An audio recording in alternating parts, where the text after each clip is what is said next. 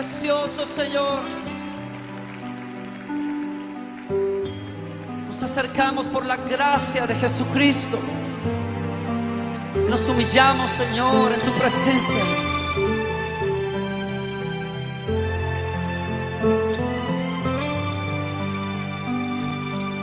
Déjanos, oh Señor, lavar tus pies, besar tus pies, Señor, conocerte.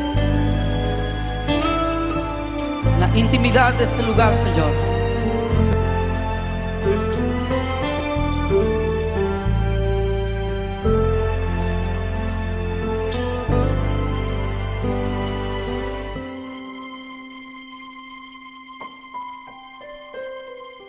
Junto a tus pies quiero posar, por tu amor dejarme llevar. Junto a tus pies no sé articular, ninguna voz tiene lugar. Junto al Maestro me quiero sentar,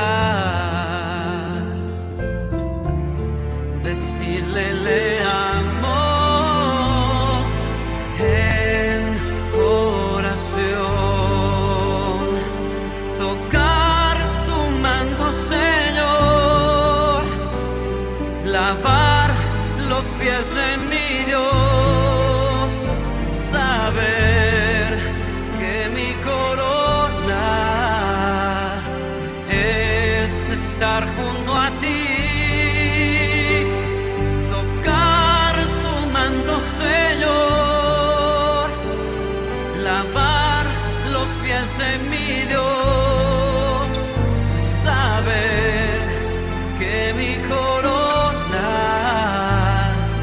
es estar junto a ti.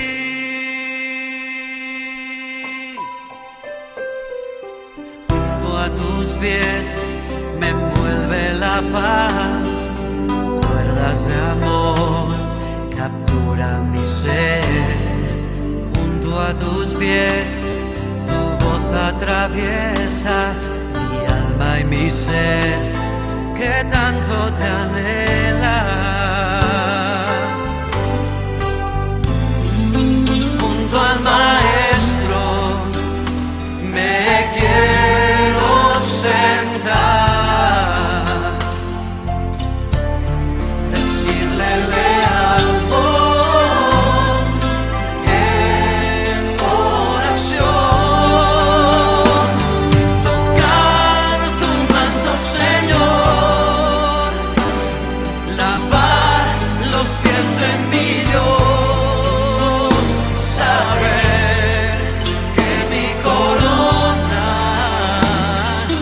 es estar junto a ti, tocar tu manto, Señor, lavar los pies de mi Dios, saber que mi corona es junto a ti.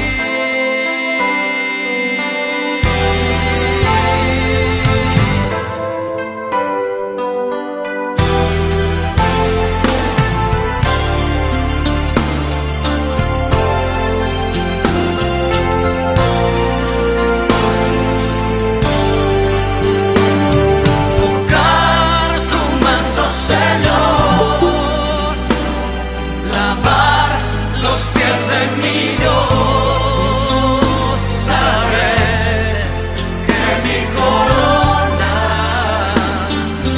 es estar junto a ti, tocar tu manto, Señor, lavar los pies de mi Dios, saber que mi corona es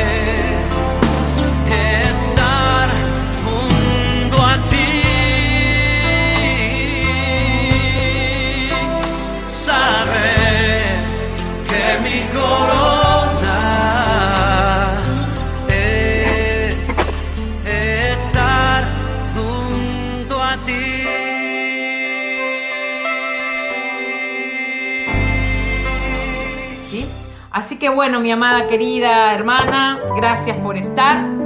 Te doy la bienvenida una vez más en estos tiempos, nuestros estudios bíblicos. Gracias. Sí, mis amores, en nuestro estudio bíblico de los días martes, le damos gracias al Señor por permitirnos todavía estar estudiando su preciosa palabra. Realmente es un gozo para mí siempre poder transmitirte estos mensajes que también son de gran bendición para mi vida. Hoy vamos a tocar el capítulo 2 de Santiago. Hemos estado viendo el capítulo 1 y, como decía hace un momento, hemos estado muy minuciosamente, ¿no?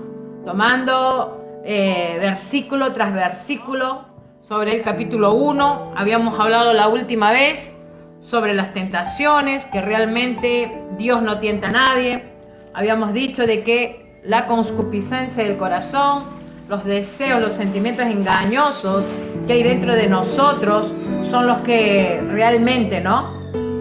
Nos llevan, ¿no? a hacer lo incorrecto, ¿no? A pecar. Sí. Marcos 7, allí Jesús está hablando con sus discípulos. ¿Por qué? Porque los fariseos estaban quejándose, ¿no? De que cómo los discípulos podían comer con manos sucias. Desde el versículo 16, ¿sí? Dice: si alguno tiene oídos para oír, oiga. Cuando se alejó de la multitud y entró en casa, le preguntaron sus discípulos sobre la parábola. Él les dijo, hablando del Señor Jesucristo hacia sus discípulos, Él les dijo: ¿también vosotros estáis así sin entendimiento? ¿No entendéis que todo lo de fuera que entre en el hombre no le puede contaminar? Porque no entra en su corazón, sino en el vientre y sale a la letrina. Esto decía haciendo limpios los alimentos. Versículo 20. Pero decía que lo que del hombre sale, eso contamina al hombre. Porque de dentro del corazón de los hombres salen los malos pensamientos, los adulterios, las fornicaciones, los homicidios, los hurtos, las avaricias, las maldades, el engaño, la lascivia, la envidia, la maledicencia, la soberbia, la insensatez. Todas estas maldades desde dentro salen y contaminan al hombre.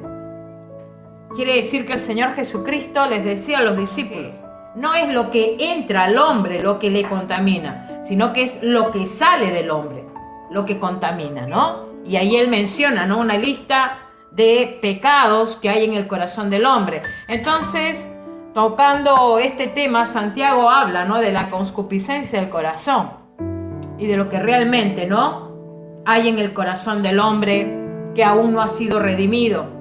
Es por ello que siempre tenemos que ir a los pies del Señor, ¿sí?, y nos dé la fortaleza y el poder para cerrar la puerta al pecado, a todo aquello que nos quiere contaminar, aún los deseos, los malos deseos, ¿no? A pesar que Satanás es la fuente externa de la tentación, pero nadie, como te vuelvo a decir, lo puede culpar de ser el responsable de nuestros actos pecaminosos, ¿sí? No lo podemos responsabilizar al diablo.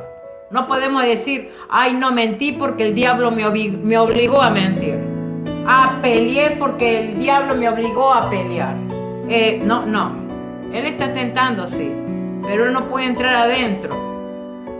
Es un creyente, estoy hablando, porque está el Espíritu Santo. Recordemos que somos templo del Espíritu Santo.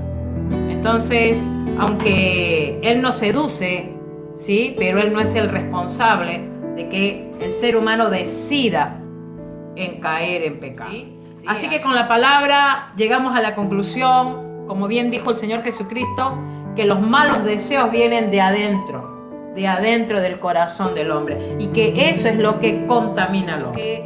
No olvidemos, ¿no? No olvidemos, como habíamos orado hace un momento, ¿no?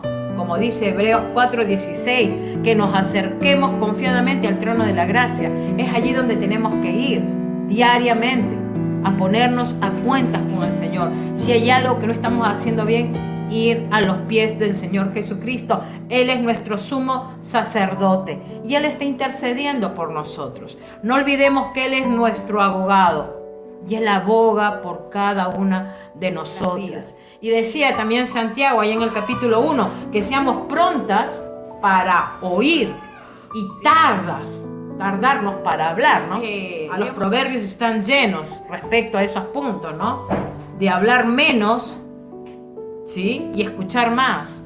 Porque a veces cuando no escuchamos y hablamos, fallamos más. Cometemos errores. ¿Y qué pasa cuando hablamos y hablamos? Causamos enojo, ira. Quizás hay dicha situación y en lugar de tomar la actitud de callar, de cerrar mi boca, hago todo lo contrario, ¿no? Entonces, ¿qué estoy haciendo allí? Estoy prendiendo un fuego. ¿Para qué? Para que haya un estallido. Santiago dice, tardo para airearse. Fíjense que estas amonestaciones que él da, ¿no? Es necesario, ¿no? Que tengamos en cuenta la palabra, hermanas queridas. ¿Sí?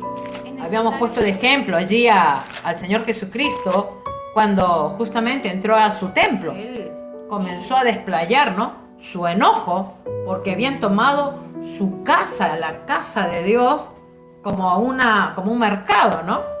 Ese fue el enojo santo del Señor. Y hermana querida, quizás nos tenemos que enojar de una injusticia o enojarnos con el pecado para no volverlo a cometer, pero lo que no tenemos es que enojarnos con nuestro prójimo.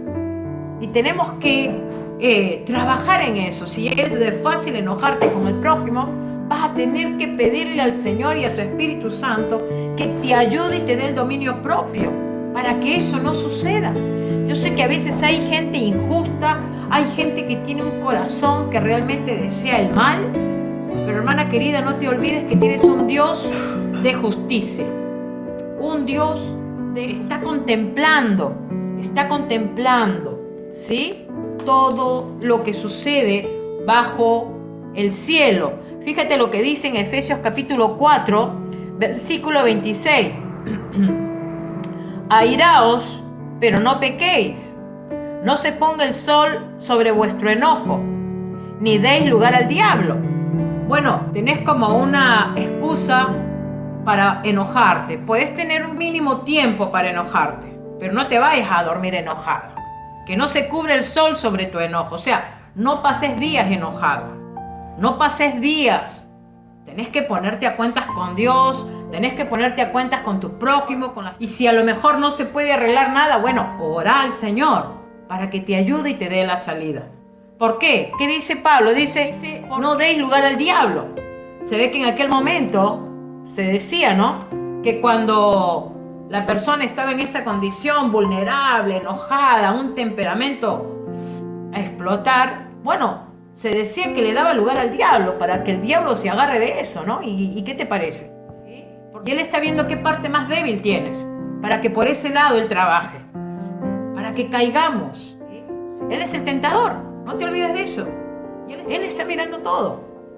Y él está buscando una manera de que tú te encuentres en tu cuarto de hora y caigas. Por eso dice, no deis lugar al diablo.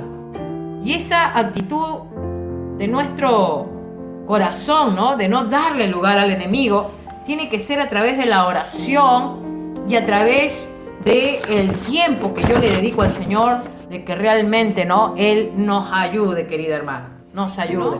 Entonces, acá en el capítulo 2 habla ya de una amonestación contra la parcialidad. Ya aquí, Santiago, estamos viendo que él se enfoca sus 13 primeros versículos, no solamente en el prójimo, sino él se enfoca principalmente en la acepción de personas. ¿Sí? Vamos a leer lo que dice, vamos a entrar. No te pierdas, por favor, lo tenemos aquí en pantalla, puedes leerlo también. Y si tienes ahí tu Biblia, capítulo 2 de Santiago, dice: hermanos míos, fíjense que nuevamente él usa esta palabra, hermanos míos, que vuestra fe en nuestro glorioso Señor Jesucristo sea sin acepción de personas. Porque si en vuestra congregación entra un hombre con anillo de oro y con ropa espléndida, y también entra un pobre con vestido andrajoso, y miráis con agrado al que trae la ropa espléndida y le decís, siéntate tú aquí en buen lugar. Y decís al pobre, estate tú allí en pie, o siéntete aquí bajo mi estrado. Dice Santiago, ¿no? Hermanos míos, ¿no hacéis distinciones entre vosotros mismos? ¿Y venís a ser jueces con malos pensamientos? Hermanos míos amados, oíd, le dice Santiago, ¿no ha elegido Dios a los pobres de este mundo para que sean ricos en fe y herederos del reino que ha prometido a los que le aman? Pero vosotros habéis afrentado al pobre. ¿No os oprimen los ricos y no son ellos los mismos que os arrastran a los tribunales? ¿No blasfeman ellos el buen nombre que fue invocado sobre vosotros? Si en verdad cumplís la ley real, conforme a la Escritura, amarás a tu prójimo como a ti mismo, bien hacéis. Pero si hacéis acepción de personas, cometéis pecado y quedáis convictos por la ley como transgresores. Porque cualquiera que guardare toda la ley, pero ofendiere en un punto, se hace culpable de todos. Porque el que dijo, no cometerás adulterio, también ha dicho, no matarás. Ahora bien, si no cometes adulterio, pero matas, ya te has hecho transgresor de la ley. Así hablad y así haced, como los que habéis de ser juzgados por la ley de la libertad. Porque juicio sin misericordia se hará con aquel que no hiciere misericordia. Y la misericordia triunfa sobre el juicio. La fe sin obras es muerta. ¿Sí? Vamos hasta allí. Fíjense lo que aquí Santiago, él formula muchas preguntas. En este capítulo 2, Santiago formula muchas preguntas. Y los teólogos, ¿no? Los estudiadores de la palabra, dicen que estas preguntas que formula Santiago son preguntas, ¿sí? retóricas, ¿sí? ¿Y qué quiere decir la palabra retórica? Yo por ahí lo leí en el diccionario. Viene con una interrogación y que es lanzada sin esperar de vuelta una respuesta. O sea que la respuesta está sobre la misma pregunta, dando la idea o un punto de vista y que muestra una afirmación. O sea, lo que estaba queriendo decir Santiago es que en cada pregunta que él lanzaba, él estaba también lanzando un desafío, pero también una afirmación de lo que los hermanos en la fe tenían que hacer. Era obvio que todo lo que él venía diciendo, formulando cada pregunta, como creyentes que eran, tenían que cumplirlo, ¿sí? Pero fíjense, él empieza diciendo, ¿no? Hermanos míos, ¿no? Bueno, vemos ahí el amor que él tenía sobre los hermanos en la fe. Hemos dicho de que Santiago, antes de conocer a Cristo, era un incrédulo. Pero después que Cristo se revela a él, su vida es transformada, ¿no? Y él comienza realmente a servirle al Señor con todo su corazón, ¿no? La tradición cuenta, ¿no? Que a Santiago se le puso un sobrenombre, rodillas de un viejo camello. ¿Y por qué se le diría rodillas de un viejo camello? Porque dice que él pasaba la vida orando. Su vida era orar y orar y orar. ¿Y qué te parece, no? Él dice, hermanos míos, hermanos míos. Podemos ver que en esta palabra él está desplayando ese amor que recibió de parte del Señor, ¿no? Como dice la palabra, ese amor que ha sido derramado en los corazones. Bueno, él recibió ese amor, esa restauración, el reconocer quién era realmente su Señor. Ahora dice, ¿no? Que vuestra fe en nuestro glorioso Señor Jesucristo. Acá, fíjense lo que él dice, ¿no? Nuestro glorioso Señor Jesucristo. Y él comienza a hablar de su Señor, ¿sí? Diciendo que él es glorioso. Y realmente, ¿no? Él está haciendo una afirmación de la deidad de Cristo. Ay, está mi amor. Hola, preciosa Rubí. Mi vida. Discúlpenme, pero no le puedo dejar de mandarle un besito a la Rubí. Un besito, mi amor. ¿Sí? Bueno, entonces vemos que realmente para él era su Señor, ¿sí?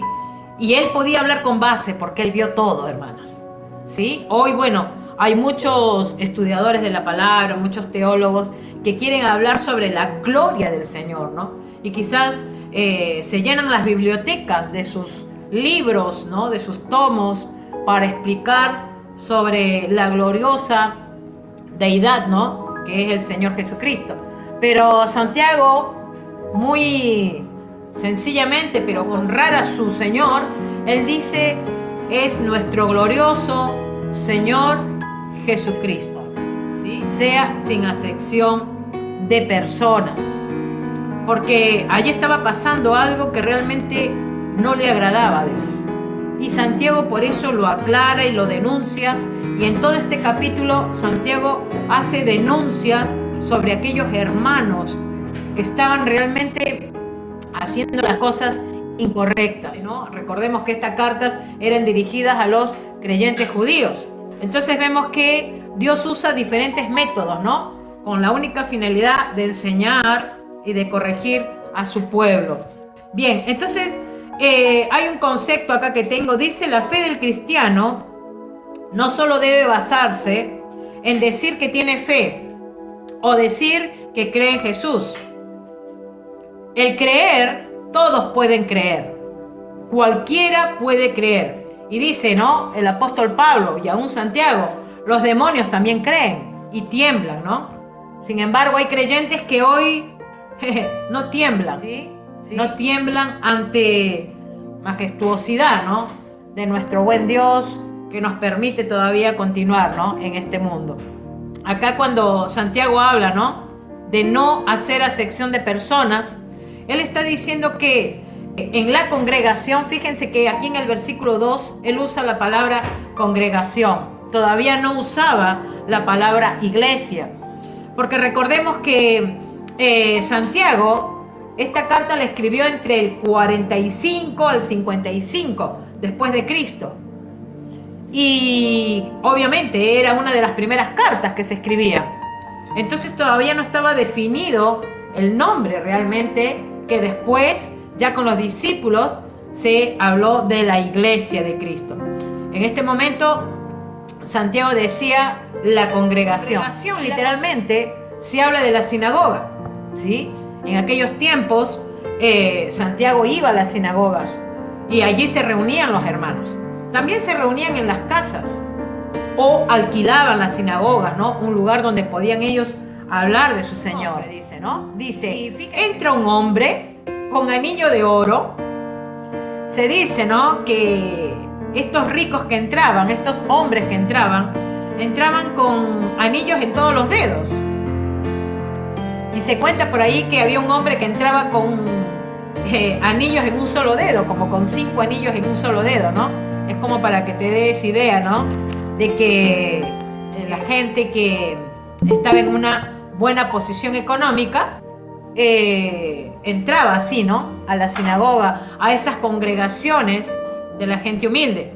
Y fíjate, ¿no?, lo que dice Santiago, dice, porque si en vuestra congregación entra un hombre con anillo de oro y con ropa espléndida. ¿Qué quiere decir espléndida?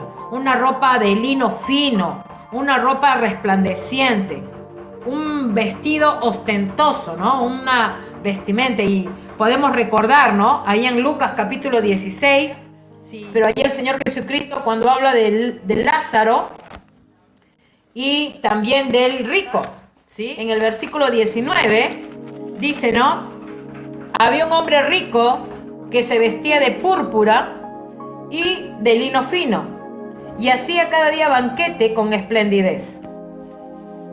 Quiere decir que esta palabra esplendidez, el querer ser mejor que todos, ¿no?, es lo que da a entender. Aquí cuando Santiago menciona, ¿no?, estas personas que entraban, dice, con anillos de oro, con ropas espléndidas, para querer demostrar a todos, ¿no?, que estaban bien vestidos. Bueno, eso no ha cambiado, ¿no, querida hermana? Porque hoy en las congregaciones muchos no permanecen con los ojos cerrados por estar observando cómo entran, ¿no?, algunos vestidos. A veces, mayormente, están sentados en la iglesia, pero con los ojos abiertos, mirando con qué ropa fue tal, con qué zapato está tal, con qué color de cabello está tal, ¿no? Y realmente no están con los ojos cerrados buscando la presencia del Señor, porque eso ocurre en muchas iglesias. También podemos ver que hoy en día, ¿no? Hay gente que, si bien es cierto, tiene una buena posición económica y se da el lujo de llegar bien vestidos, ¿no? Están aquellos que lo hacen con la actitud de vanagloriarse, como están aquellos que pueden tener mucho, pero van con una actitud de humildad, ¿no? Porque también están aquellos que pueden tener mucho, pero van con una actitud de humildad. Hoy en día, en la viña del Señor hay de todo, ¿no? Hay de todos los frutos, ¿sí? Podemos ver, ¿no? Que lo que Santiago habla no es diferente a nuestros tiempos, porque hoy las iglesias están llenas de gente que va, sí, claro que va, pero va y realmente no con un corazón deseoso de aprender, de conocer, de rendirse al Señor, ¿sí? Hoy lo podemos ver, hoy eso no ha cambiado, y más la gente adinerada, ¿no? En diferentes partes del mundo, ¿no? Van hasta con limusina, van con choferes que le abran las puertas para que bajen del auto y entren a la iglesia, ¿no? Fíjense qué tremendo, ¿no?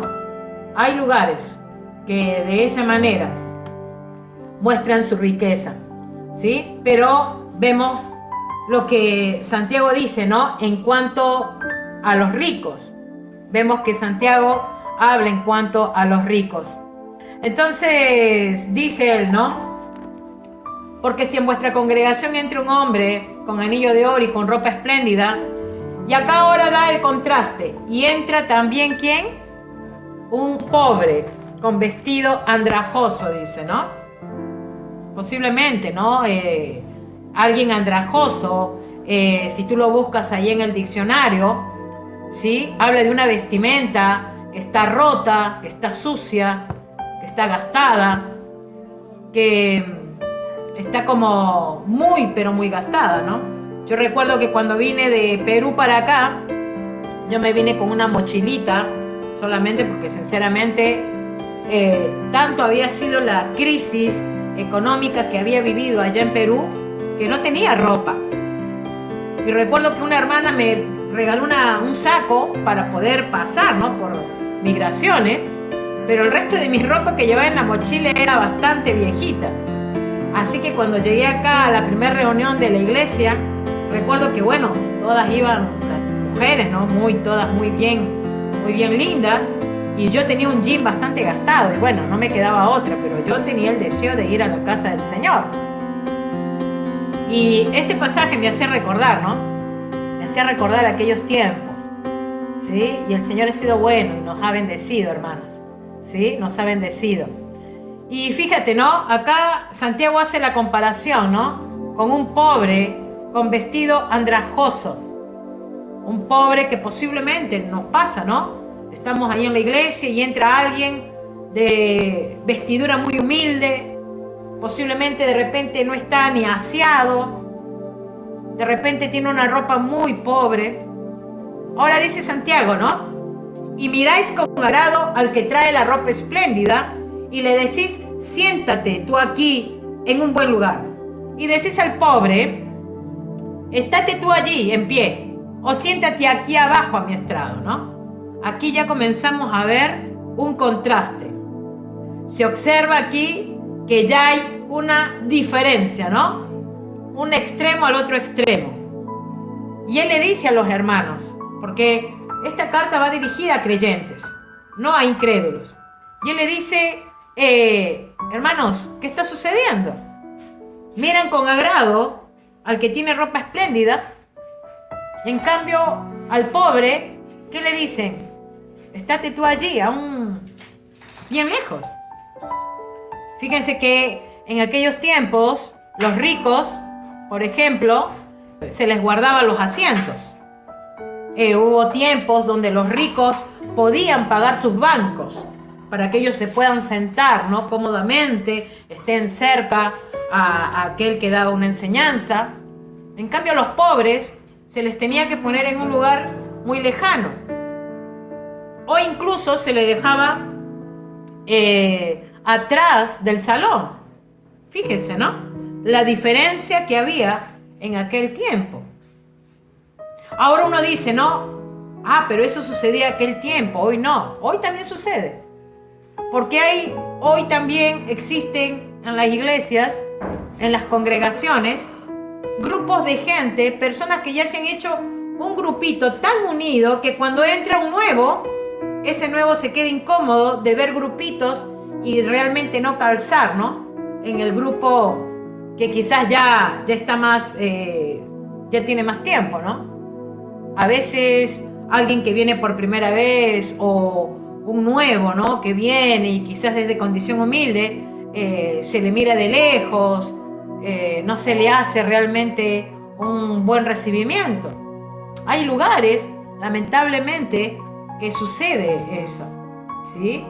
Está un extremo de ambas escalas. La gente rica que se viste bien y que también hace, como se dice, discriminación. Santiago, ¿no? Denuncia todo esto. Hace un contraste, ¿no? Y le dice, no están siendo parciales. ¿Por qué adulan? ¿Por qué adulan? ¿Y por qué ignoran al pobre? Ellos estaban mostrando su corazón. Cuando vemos a alguien que está bien vestido, bien arreglado, somos como, ¿no? Nos gusta estar más con esa persona. Pero vemos a alguien que es humilde, sencillo, y lo dejamos de lado. Lo dejamos de lado. Y eso se llama discriminar. Y era lo que estaba sucediendo en esta congregación que Santiago estaba observando. Esta gente recibía con aplausos al que tenía más y al hermano humilde lo dejaban de lado, lo dejaban de costadito. No había consideración para los pobres. Ese pobre podía ser rico espiritualmente. ¿Sí? Vamos a ir a Primera de Corintios 1, dice versículo 26 al 28. Sino que lo necio del mundo escogió Dios para avergonzar a los sabios, y lo débil del mundo escogió Dios para avergonzar a los fuertes, y lo vil del mundo y lo menospreciado escogió Dios, y lo que no es, para deshacer lo que es. Quiere decir que Pablo también aclaraba, ¿no? Que Dios no escogió al poderoso, al fuerte, al sabio, al que todo lo sabía. No, el Señor siempre ha escogido al pobre, al humilde y al sencillo. ¿Sí? El Señor siempre ha escogido al humilde, al sencillo. Fíjate que Dios tiene consideración con los pobres. Si vamos a Job capítulo 5, ¿sí? Vamos a ver algunos versículos rapidito. Job capítulo 5, 15, dice, así libra de la espada al pobre, de la boca de los impíos y de la mano violenta. ¿A quién libra? Al pobre, lo libra de la espada. Dios tiene consideración con los pobres. Es como para que nosotros tengamos en cuenta que cuando veamos hermanos que son de humilde condición, más porque hermanas queridas, nosotros todavía estamos disfrutando, todavía tenemos nuestros ingresos, pero hay hermanos que son mucho más humildes y nosotros no tenemos que cerrar nuestros corazones para con ellos, ni mucho menos hacer diferencias ni discriminarlos. Fíjate que también en el Salmo hace referencia a los pobres. Es que la Biblia está llena desde el Génesis hasta el Apocalipsis, te habla del pobre y que es considerado por Dios. Dice Salmo capítulo 9, versículo 18. Porque no para siempre será olvidado el menesteroso, ni la esperanza de los pobres perecerá perpetuamente. Quiere decir que ese pobre, ¿sí? Ese pobre, ese menesteroso, no va a ser olvidado. Después vamos también al mismo Salmo 68:10. Dice, los que son de tu grey han morado en ella por tu bondad. Oh Dios, has provisto al pobre. ¿Quién es el que provee al pobre? Dios. Dios provee al pobre. Hermanos queridos, dice, hermanos míos amados, oíd, ¿no ha elegido Dios a los pobres de este mundo para que sean ricos en fe y herederos del reino que ha prometido a los que le aman? ¡Wow! ¿Para que sean ricos en qué? En fe. Dice porque versículo 6.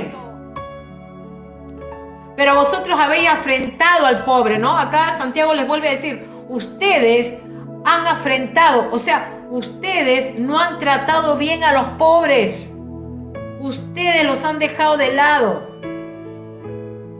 Y cuando aquí Santiago habla de aquellos ricos, no se está refiriendo a todos los ricos, querida hermana, ¿eh? Habían algunos que tenían esa actitud de arrogancia. No es que Santiago se refería a todos los ricos. Y nosotros cuando hablamos no nos referimos a todos los ricos de este mundo. Porque posiblemente hayan ricos que temen a Dios y temen a Jesús. Y lo han puesto al Señor como su habitación, ¿no? Posiblemente. Entonces, acá dice Santiago, pero vosotros habéis afrentado al pobre, no os oprimen los ricos y no son ellos los mismos que os arrastran a los tribunales. Acá les hablaba de esos ricos que, esos mismos ricos eran los que los oprimían, aquellos que eran pobres. Y dice que los arrastraban a los tribunales. Y eso nos hace pensar, ¿no? Nos hace pensar en los políticos, ¿no? Los políticos, ¿qué hacen? Toman a la gente pobre, la gente más humilde. Se van a las villas. Se van a las barriadas, ¿no? Encuentran a la gente más pobre. Les ofrecen cositas, te voy a dar esto, lo otro, aquello, ¿no? Con la única finalidad de ¿qué? De tener sus votos. Para que los voten, nada más. Los usan, nada más para eso. No es porque quieren al pueblo. No es porque aman al pueblo. Porque, hermanas, pobres ha habido toda la vida. Y pobres hay en cantidad. Y que sufren injusticias. Porque sufrimos injusticias. Sufrimos injusticias. ¿Sí? Entonces, fíjense que acá Santiago dice, ¿no los oprimen los ricos? Ellos son los que oprimen. Los ricos oprimen a los pobres. Ricos incrédulos que explotaban a los pobres. Y hoy ¿cuánto vemos, no? ¿Cuántos vemos? Nuestros mismos compatriotas peruanos que vienen a trabajar en construcción, que les quieren pagar un sencillo, les quieren pagar unas monedas. Sin embargo, aquellos que trabajan tienen otra posición, otros pagos, son diferentes. O sea, esa es la injusticia del hombre, del que tiene más, del que tiene el poder, ¿sí? El que tiene el poder. Entonces, fíjate, ¿no? No solamente que los oprimían, sino que Santiago dice, ¿no blasfeman ellos el buen nombre que fue invocado sobre vosotros? Blasfemaban en contra de Cristo. Hablaban en contra del Señor Jesucristo, aquellos cristianos que se habían convertido. Y hoy podemos ver, ¿no? Cuánta gente que tiene poder se burla del Señor, se burla de Dios, se burla de nuestra fe, se burla de nuestro caminar en Cristo. ¿Sí o no? Se burlan. Se burlan. Nos hacen de menos. Nos hacen de menos. Pero dice, ¿no? Si en verdad cumplís la ley real, dice Santiago, conforme a la Escritura, amarás a tu prójimo como a ti mismo. Bien hacéis. Pero si hacéis excepción de personas, cometéis pecado y quedáis convictos por la ley como un transgresor.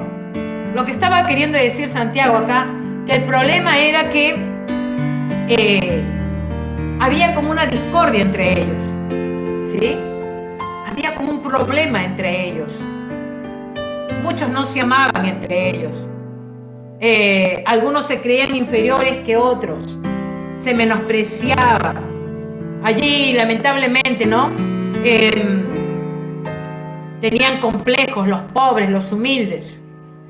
nada diferente a nuestros tiempos, ¿no? Somos hermanos en la fe, pero siempre hay problemas, discordias, peleas entre uno con el otro, que me habló mal, que me dijo mal, que me criticó. Realmente, eso puede ocurrir en el mundo, pero sin embargo, en la iglesia de Cristo también ocurre. También ocurre. ¿Sí? Entonces, fíjate que aquí Santiago dice, ¿no? La ley del amor, amarás a tu prójimo como a ti mismo. Si haces esto, bien hacéis, está diciendo Santiago. Estás cumpliendo la ley si amas a tu prójimo como a ti mismo. Mi hermana querida, ¿cuánto cuesta amar al prójimo, no?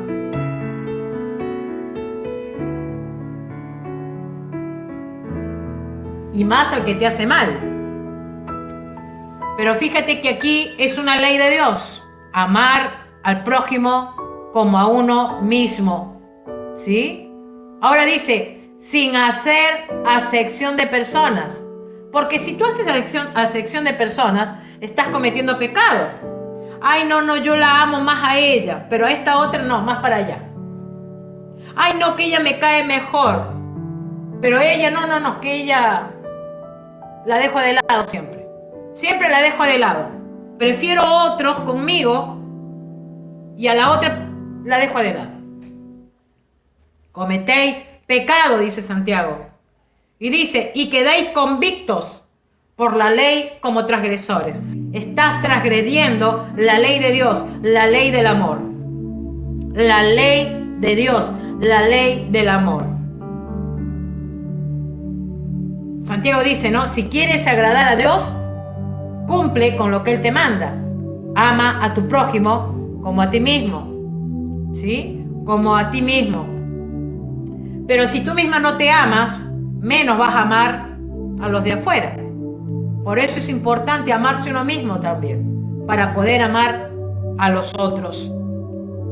El Espíritu Santo lo guía a Santiago para condenar esa actitud de hacer acepción de personas, hacer favoritismos. Ay, no, favoreces más a unos que a otros. Cuidado con caer en eso, porque eso es pecado y eso no le agrada a Dios, porque Dios está contemplando todo. Ahora dice en el versículo 10, porque cualquiera que guardare toda la ley, pero ofendiere en un punto, se hace culpable de todos. Porque el que dijo no cometerás adulterio, también ha dicho no matarás. Ahora bien, si no cometes adulterio, pero matas, ya te has hecho transgresor de la ley. Así hablad y así haced como lo que habéis de ser juzgados por la ley de la libertad. ¿Qué está queriendo decir Santiago con todo esto? Él acá está hablando de quebrantar los mandamientos, ¿sí? Él está diciendo, mira, o sea, Dios dejó sus leyes, dejó sus mandamientos. Si tú dices, no, pero yo no robo a nadie, pero estás odiando a tu prójimo, estás fallando igual. Ay, yo no adultero, pero le estás criticando a tu vecina, estás pecando igual. Ay, yo no hablo mal de los demás, pero en tu corazón estás guardando enojo por alguien, también estás siendo transgresora de la ley. ¿Se entiende? De alguna manera estamos transgrediendo la ley de Dios y somos culpables. Somos culpables, ¿sí? A veces decimos, ¿no? Escuchaba que alguien decía, no, por X persona que está preso, decía, bueno, pero el preso que está ahí dentro de la cárcel dice, bueno, yo estoy aquí y bueno, pero yo no hice lo que hizo este otro. Este otro violó, por ejemplo. Pero ese otro va a decir de este que habló, bueno, yo violé, pero tú quisiste asesinar. Los dos estamos en la misma. Y quizás los que estamos afuera, ¿qué vamos a decir? No, pero él es un violador y él es un asesino. Pero ¿y nosotros? ¿Acaso estamos libres de pecado? También. Delante de Dios todos somos pecadores. Eso es lo que no tenemos que olvidar. Por eso es que no tenemos que hacer acepción de personas, ni mucho menos pensar que porque soy creyente tengo que ver a la gente incrédula como alguien que no vale la pena. Cuidado. Escuchaba la historia de un matrimonio que allí en Europa, ¿no? Se casó muy bien, una riqueza total, tenían de todo, pero querían hacer algo diferente esta pareja. Decidieron salir de su entorno e irse a un lugar, a un club donde hacían reuniones de fe, donde había mucha gente pobre, por supuesto. Y ellos se metieron allí como para pasar el tiempo realmente, porque la idea de ellos no era nada de acercarse a Dios. El hecho es que ellos llegaron a ese lugar, se sentaron en casi los últimos lugares, pero fíjense que el Señor había puesto ahí un hombre de Dios, un hombre que comenzó a compartir el Evangelio. El hecho es de que este matrimonio, esta pareja, escucha la palabra de Dios, escucha el mensaje y se arrepiente. Y pasan adelante porque se sintieron que necesitaban el perdón de Dios. Y estuvieron allí ellos al lado de toda la gente humilde y pobre. Y allí estuvieron ellos también, recibiendo a Cristo como su Señor y Salvador. Y cuentan que después ellos se convirtieron a Cristo y comenzaron a servirle al Señor y comenzaron a levantar una sociedad para las niñas abandonadas. Tremendos utensilios en las manos de Dios. Pero fíjense, ¿no? Fíjense que en ese lugar donde entraron estos ricos, esta pareja rica, no hubo acepción de personas. Los aceptaron, recibieron a Cristo y fueron utensilios en las manos del Señor. De eso está hablando Santiago. ¿Sí? Entonces, cuando acá dice de que si dices que no cometes adulterio y no matas, igual te haces transgresor de la ley, porque no mataremos, no robaremos, no fornicaremos, pero si no estamos amando al prójimo como uno mismo, estamos igual en falta con el Señor. ¿Sí? Estamos en falta con el Señor. Quebrantamos sus mandamientos y somos culpables. ¿Sí? Somos culpables. Entonces, sigue diciendo Santiago, ¿no? En el versículo 12 dice: así hablad y así haced, como los que habéis de ser juzgados por la ley de la libertad, ¿no? Habla del hacer. No solamente hables, sino también hazlo. ¿Sí? Que no solamente sean palabras. Voy a estar bien con mi prójimo. No. Que se vea, que hayan hechos que muestren que realmente, ¿sí?, tu corazón quiere estar bien con tu prójimo. Ahora, ojo, con esto no quiero decir de que vas a amarlo a full al que te está haciendo mal. No, porque tampoco se trata de eso. Pero no buscar ni venganza, ni buscar hacer justicia con las propias manos. Esperar en Dios. Como creyentes tenemos que aprender a esperar en el Señor, a confiar en Él. Dice en el versículo 13: porque juicio sin misericordia se hará con aquel que no hiciere misericordia, y la misericordia triunfa sobre el juicio. Recordemos ahí en Mateo, ¿no? ¿Se acuerdan las bienaventuranzas? Capítulo 5, versículo 7, cuando dice, ¿no? Bienaventurados los misericordiosos, porque ellos alcanzarán misericordia. Misericordia. Cuando hablamos de misericordia, estamos hablando de perdonar. De perdonar. ¿Sí? Vemos, ¿no? Allí en Mateo capítulo 18 también hace una referencia de la ley del perdón, ¿no? Cuando Jesús menciona, ¿no?, como una parábola y dice, uno le debía 50, el otro debía 500. Y se le perdonó al que debía 500. Sin embargo, ¿qué hizo él? Se le perdonó esa deuda más grande y va a aquel que le debía poco y comienza a apretarlo porque le debía eso poco. Cuando se entera el Señor de lo que estaba haciendo este hombre, su siervo, ¿qué hace? Se enoja y le dice: yo a ti te perdoné esa deuda grande y tú no has podido perdonar esta deuda pequeña. Y dice que lo echó a los verdugos, ¿no? Es la parábola, ¿no? O sea, eso nos hace un hincapié de que tenemos que ser misericordiosos, queridas mujeres. Dice: porque juicio sin misericordia se hará con aquel que no hiciere misericordia. Miren, Dios ha tenido misericordia de nosotras y nos ha perdonado. Teníamos una lista, yo por lo menos, una lista larga de tantas cosas terribles. Y el Señor tuvo misericordia y me perdonó. ¿Quién soy yo para no perdonar a aquellos que también me han fallado, que me han afectado? Tengo que perdonar, porque si no perdono, si no tengo misericordia, Dios no va a tener misericordia conmigo tampoco. Y a mí me conviene perdonar. ¿Para qué? Para que la misericordia de Dios me alcance cada día, cada día. Dice Santiago: hermanos míos, ¿de qué aprovechará si alguno dice que tiene fe y no tiene obras? ¿Podrá la fe salvarle? Y aquí ya entramos a un tema donde la fe y las obras, ¿no? Recuerden que en Romanos 3:28 dice, ¿no? Dice Pablo: pues que el hombre es justificado por fe sin las obras de la ley, dice Pablo, ¿sí? O sea, les estaba diciendo, a ver, queridos hermanos, tú eres justificado por la fe en Cristo, no por las obras de la ley. Es lo que estaba diciendo Pablo. Y aquí cuando Santiago está haciendo referencia, ¿sí? Aquí cuando Santiago dice: hermanos míos, ¿de qué aprovechará si alguno dice que tiene fe y no tiene obras?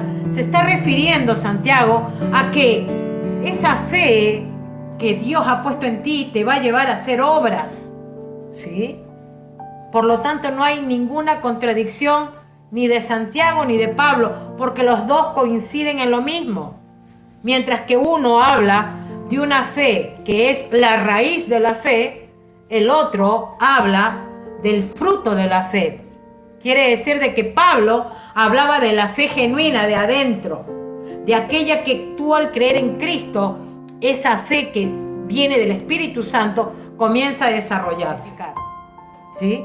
Entonces dice Santiago, ¿no? Y si un hermano, fíjense que él lo ilustra de esta manera, Santiago ilustra, ¿no? Para poder entender mejor. Y si un hermano o una hermana están desnudos y tienen necesidad del mantenimiento de cada día, y alguno de vosotros les dice: id en paz, calentaos y saciaos, pero no le dais las cosas que son necesarias para el cuerpo, ¿de qué aprovecha? O sea, voy a tu casa y veo que tus ollas están limpias porque no tienes comida para ese día. Y yo voy con unos cuantos pesos en el bolsillo y yo veo que tus ollas están vacías porque estás sin trabajo, no tienes para comer, y que yo te diga: bueno, hermana, voy a orar por ti para que Dios te provee porque Él es proveedor, y me voy. ¿Qué estoy demostrando allí? Ahí estoy demostrando una fe sin obras. Por lo tanto, esa fe que tengo es vana, porque la fe se tiene que demostrar con obras. Si yo veo que tú no tienes para comer, yo tengo que sacar de mi bolsillo: toma, hermana, no tienes para comer, compra acá, cómprate esto, compra acá. No, cómprate, hermana. Yo tengo que demostrar mi fe con obras. Es lo que Santiago está diciendo. Si vemos el hermano que está desnudo, tiene necesidad, y le dices: vayan en paz, que les vaya muy bien, y no hago nada por ellos, mi fe es vana. No estoy haciendo nada por estos hermanos. Ahora dice, ¿no? Dice Santiago: así también la fe, si no tiene obras, es muerta en sí misma. Y sí, ¿por qué? Porque justamente al no tener obras, es muerta, es una fe vana.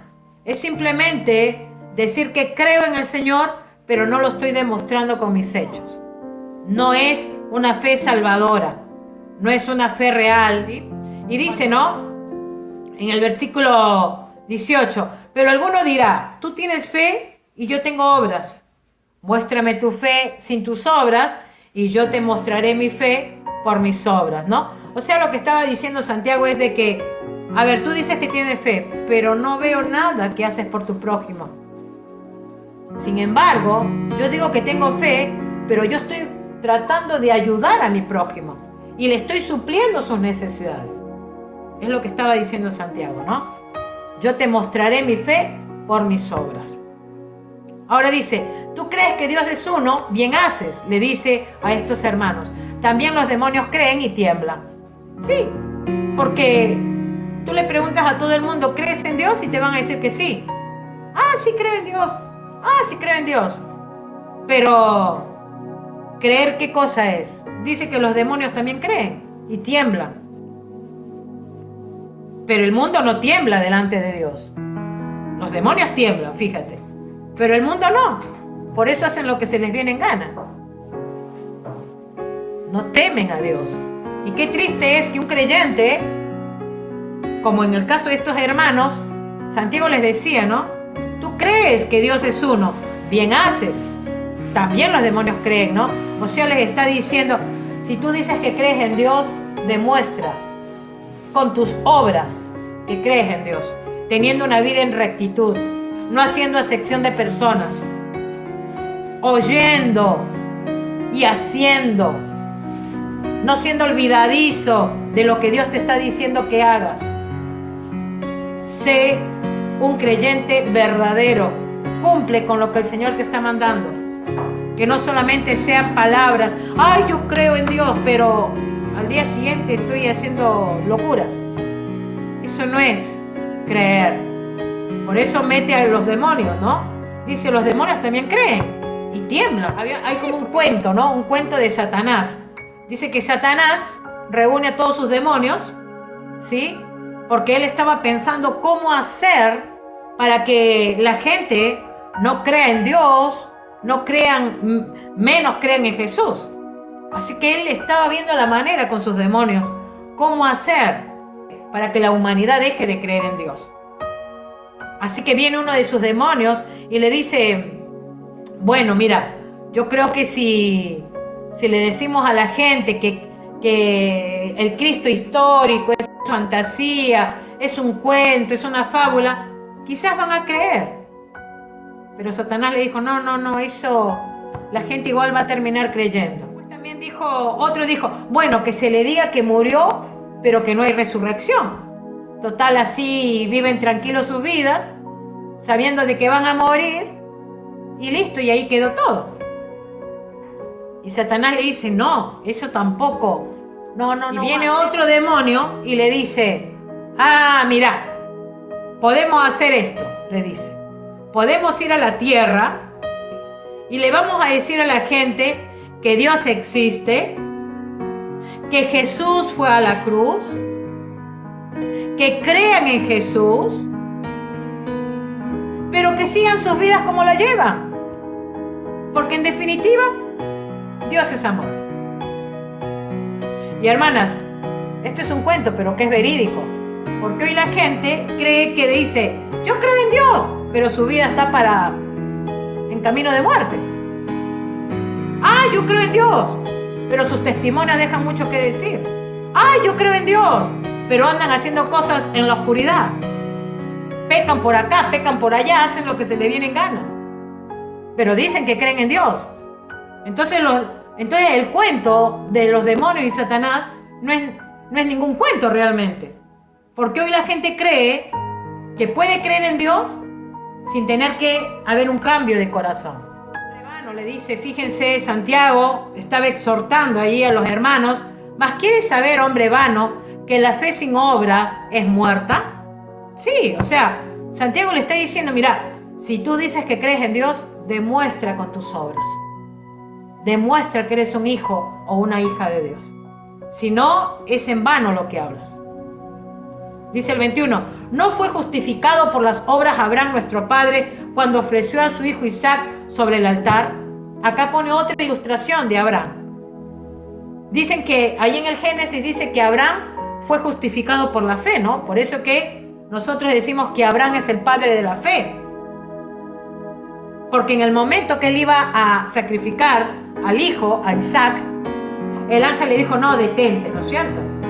Pero ese hecho de obedecer a Dios y no hacer su voluntad, lo llevó a él a tener una fe genuina y a ser justificado por la fe. Bueno, ese hecho, ¿no? Lo perfeccionó. Por eso lo hizo a él el padre de la fe. La obediencia, hermanas, la obediencia trae bendición. Dice, Abraham creyó a Dios y le fue contado por justicia y fue llamado amigo de Dios. Fue obediente a Dios.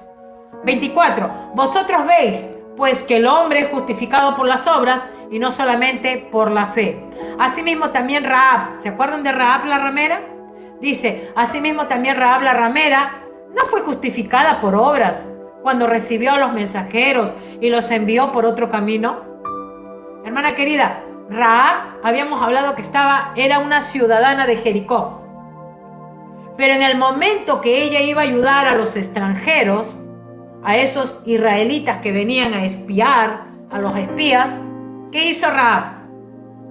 Le dio la espalda a su pueblo, le dio la espalda a su cultura, le dio la espalda a su tradición.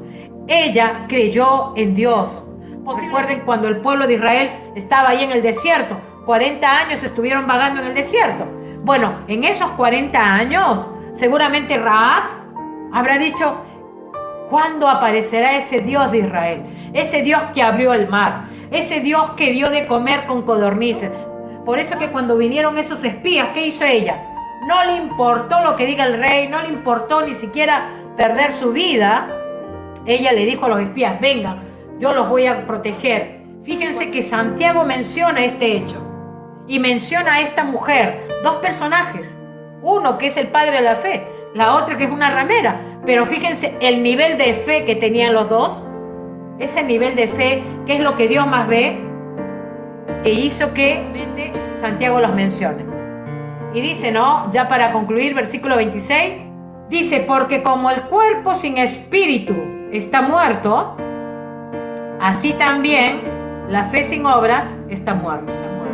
Es una fe muerta, no es una fe viva, no es una fe que realmente está activa en hacer lo que Dios manda hacer. No es una fe que obra. La fe que obra es esa fe salva, esa fe que hace ver los hechos, demuestran realmente lo que tú eres en el Señor. Reflexionemos en este mensaje, ¿sí?